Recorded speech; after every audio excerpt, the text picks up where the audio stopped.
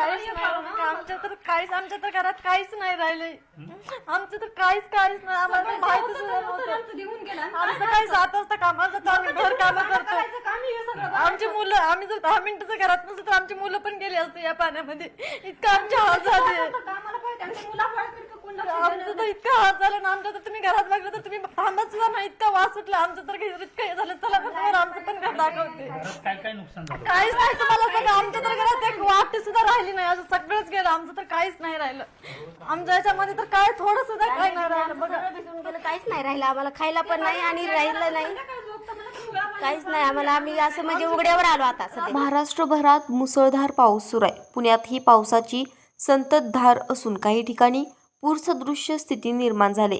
सततच्या पावसामुळे अनेक भागात पूर परिस्थिती निर्माण झाली असून काही ठिकाणी भूस्खलन झाल्याच्या घटनाही घडल्या आहेत. पुण्यात पावसाच्या काही दुर्घटनांमध्ये आतापर्यंत 4 जणांचा मृत्यू झालाय. पुण्यात एका दुर्घटनेत विजेचा धक्का लागून 3 जणांचा मृत्यू झाला. तर मावळ तहसील येथे आदरवाडी गावात भूस्खलन झाल्याने एका हॉटेल कर्मचाऱ्याचा मृत्यू झालाय तर 1 जण जखमी झालाय.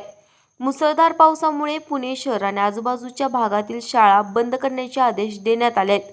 पिंपरी चिंचवड, भोर, वेल्हे, मावळ, मुळशी आणि खडकवासला येथील शाळा बंद राहणार आहेत. त्याशिवाय पुण्यातील सर्व पर्यटन स्थळंही बंद करण्याचे आदेश जिल्हाधिकाऱ्यांनी दिले आहेत. खासगी कार्यालयांनाही असे आदेश देण्यात आले.